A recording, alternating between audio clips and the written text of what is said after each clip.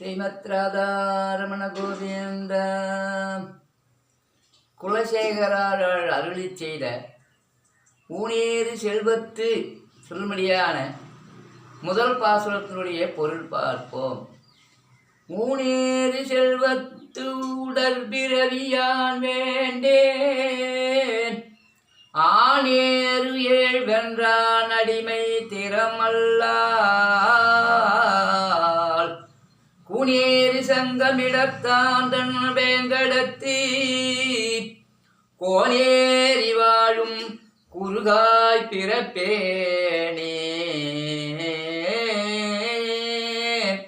ஊனேறு செல்வம், ஊன்னா உடம்பு, காயம்னா உடம்பு, அங்கம்னா உடம்புக்கு பேர், மெய்யின்னா அந்த உடம்புக்கு பல பேர். ஊனேறு செல்வத்து, ஊனை வளர்க்கும்படியான செல்வங்கள், மாமிச உணவுகள், மது உணவுகள், பல உணவுகளை சாப்பிட்டு இந்த உடம்பை வளர்க்குறோம். அதுதான் சொல்கிறார் குலசேகர பெருமாள். ஊனேறு செல்வத்து, இந்த உடலை வளர்த்து மீண்டும் பிறந்து இறந்து பிறந்து இறந்து அந்த பிறக்கும்படியான பிறவி வேணான்னு சொல்கிறாரு. அப்போ பிறவி வேணான்னு சொன்னால் பிறவி ஒன்று இருக்குதுன்னு அர்த்தம். ஆகையினாலே ஊனேறு செல்வத்து உடற்பிறவியான் வேண்டேன்.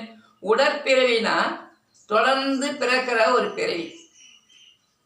உடன் பிறவினா கூட பிறக்கும்படியான அண்ணன் தம்பி அக்கா தங்கச்சி. அந்த எருக்கும் எண்ணுக்கும் இதான் வித்தியாசம். இன்னு போட்டால் உடன் பிறவி, எரு போட்டால் தொடர்ந்து பிறக்கும்படியான பிறவி வேணான்னு சொல்கிறார். அப்படி பிறவி வேணான்னு சொன்னால் யாரை வணங்கினா அந்த பிறவி நோய் தீரும். அப்படி குலசேகர பெருமாள் தெரிவிக்கிறார். ஊனேறு செல்வத்துடர் பிறவியான் வேண்டேன், ஆனேறு ஏழ்வென்றான் அடிமை திறமல்லால். திருவாய்ப்பாடியில் 7 எருதுகள் அந்த திருவாய்ப்பாடியை தும்சம் பண்ணி வருகிறது. அந்த 7 காளைகள், ஆண் ஏறு 7 ஆண் எருதுகள் திருவாய்ப்பாடியை அந்த தும்சம் பண்ணக்கூடிய அந்த எருதுகளை யார் அடக்கி வெல்கிறார்களோ அவர்களுக்கு என் மகளை திருமணம் செய்து வைக்கிறேன்னு யசோதனுடைய அண்ணன் கும்பருடைய மகள் நப்பிண்ணை பிராட்டி ஆண் ஏறு 7 வென்றான். 7 ஆண் எருதுகள் அந்த திருவாய்ப்பாடியை நாசம் பண்ணின்னு வருது. அந்த எருது மாடுகள் அவைகளை யார் அடக்குகிறார்களோ அவர்களுக்கு என்னுடைய மகளை திருமணம் செய்து கொடுக்கிறேன்னு கும்பர் ஒரு பறை அறிவிக்கிறாரு. இதை கேட்ட கண்ணபிரான் அந்த 7 எருதுகளை அடக்கி நப்பெண்ணையை திருமணம் செய்கிறார். அப்பேற்பட்டவன் தான் அந்த திருவேங்கட மலையில் நின்ற திருக்கோலத்தில் அருள்பாலிக்கும்படியான எம்பெருமான் தெரிவிக்கிறார் குலசேகர பெருமாள். ஆனேறு ஏழ் வென்றான் அடிமை திறமல்லால். அந்த 7 எருதுகளை வென்று நப்பெண்ணையை திருமணம் செய்யக்கூடியதான கண்ணபிரான் தான் திருவேங்கட மலையில நின்று அருள்பாலிக்கின்றான். அவனுடைய திருவடியை பற்றினீங்கன்னா பிறவி நோய் தீரும். ஆனேறு ஏழ் வென்றான் அடிமை திறமல்லால்.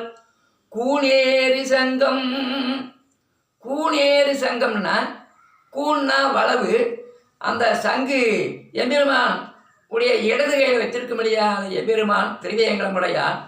கூனேறு சங்கம் இடத்தான் தன் வேங்கடத்தி கோனேரி வாழும். திருவேங்கட மலையில் கோனேரி தீர்த்தம்னு ஒன்று இருக்குது. அந்த கோயிலுக்கு பக்கத்திலே இருக்குது. பிறவின்னு ஒன்று இருந்தால் அந்த கோனேரி தீர்த்தத்தில் ஒரு குருகுன்னா அன்னம், கொக்குன்னு சொல்லுவாங்க, அன்னம்னு சொல்லுவாங்க. அந்த கோனேரி தீர்த்தத்தில் பிறவின்னு ஒன்று இருந்தால் எம்பெருமானுடைய திருவேங்கட மலையில் அந்த குளத்தில் ஒரு அன்னமாக பிறக்கணும்னு வேண்டுகிறார் குலசேகர பெருமாள். ஆனேறு ஏழ் வென்றான் அடிமை திறமல்லால். கூனேறு சங்கம் இடத்தாந்தன் வேங்கடத்தி கோனேரி வாழும் குறுகாய் பிறப்பேனே. ஐயா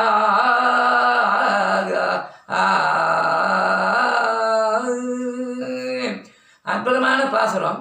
பல பிறவிகள் இருந்தாலும் அந்த திருவேங்கடமலையில் ஒரு பிறவியாக வரணும்னு கேட்குறார். திருவேங்கடமலையில் ஒரு அந்த கோளேரி தீர்த்தத்தில் அன்னமாக பிறக்கணும் வேண்டிக்கிறாரு.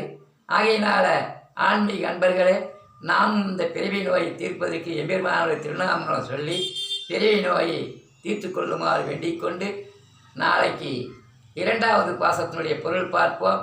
நன்றி, வணக்கம்.